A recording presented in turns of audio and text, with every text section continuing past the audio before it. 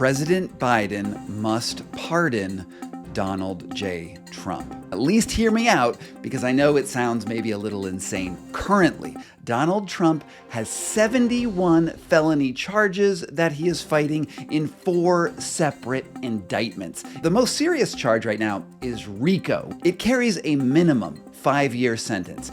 This video is about what we should do in this crazy situation where we could actually put a former president in jail.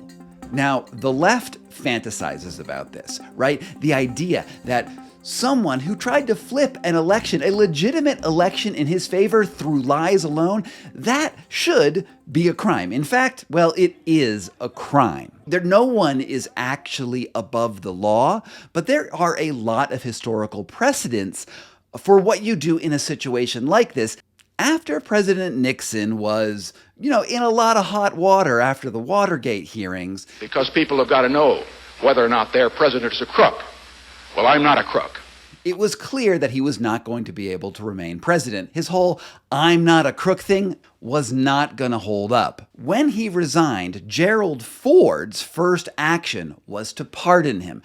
A full, free, and absolute pardon unto Richard Nixon. Because we didn't want a fiasco trial where the entire country was stuck looking backwards at, a pretty painful moment in American history. By pardoning Nixon, the country was able to move on. In a similar manner, in an even more divisive moment in American history, former Confederate President Jefferson Davis spent 2 years in jail after not only an insurrection, but a full-on rebellion where hundreds of thousands of Americans lost their lives. He spent 2 years in jail until he was pardoned by the sitting American president, even though he was possibly implicated in the assassination of Abraham Lincoln. President Johnson at the time pardoned him and all the Confederate soldiers who fought against the United States because we wanted to remain a country that was unified.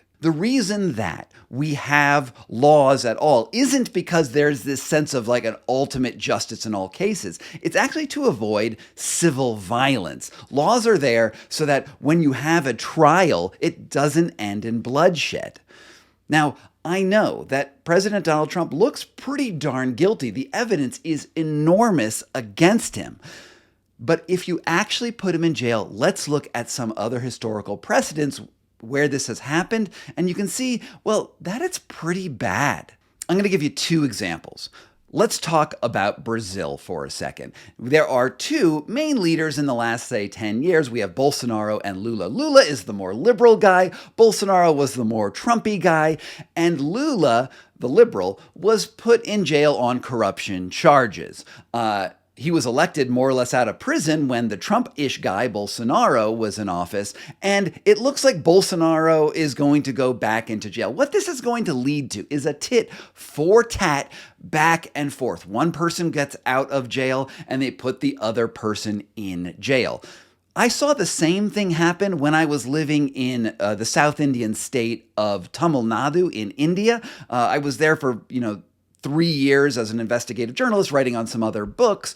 And what happened there were these 2 leaders. One was Jayalalitha and the other was Carney. When one was elected, they ruled, they were the governor of the state.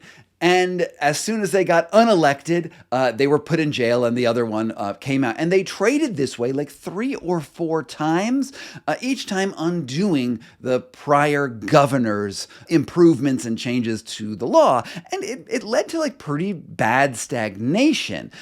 And we do not want this tit for tat. It's just not efficient. It's not good. And this is a real danger in the United States, right? It's not just about Trump. It's about the millions of people who voted and passionately believe in Trump and believe the case that this is like political, that it's rigged. It's a rigged system and it's a rigged election, believe me. Well, it's not in any way deniable that it's not political, right? I mean, we're talking about an American election. That is like by definition political. And during the insurrection, we saw people literally rioting in our nation's capital. Now, effectively a riot. 1349 hours declaring it a riot. People trying to subvert the electoral process. Now, this was bad, and a lot of people have been put in jail for that. But imagine what happens when we scale this up to the entire nation, where we have people all over the country who are rabid Trump supporters who feel like their guy was put in jail unjustly. This can lead to real serious political consequences. And the only way out is for Biden to take the unbelievably high road and to say, look, you, Trump, have been convicted, and I'm going to pardon you. And while I know that seems like unjust and crazy in a certain way, it's been something that people have done really throughout history. Let's think about Julius Caesar. He was known for when a group would rebel against him, after defeating them in battle, he would take the generals and say, you are now pardoned, I forgive you, you have clemency, and I want you to join in to help make the Roman Empire greater. The Mongols did the same thing. They would come in, they would conquer, and the enemy generals, they would frequently say, look, you fought against us, but we are going to let you back into the Mongol Empire and not execute you.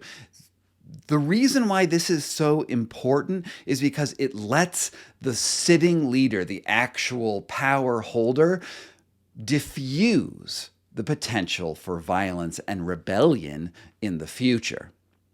So this is why I think that after we go through all of the trials and, should the legitimate course of justice prove that Trump was guilty of racketeering and insurrection, then after he is sentenced, maybe he spends a day or two in jail, Biden should come in and give him clemency, maybe under the condition that he never tries to grab power again. The only caveat to this is, of course, again, the example of Julius Caesar. After he granted some of his political rivals clemency, well, they assassinated him. So that's the other side of this. What do you think? Should Trump be granted clemency? Or, well, maybe is there another solution that I haven't thought of? Let me know down in the comments. From PokeyBear LLC in Denver, Colorado, this is Scott Carney Investigates.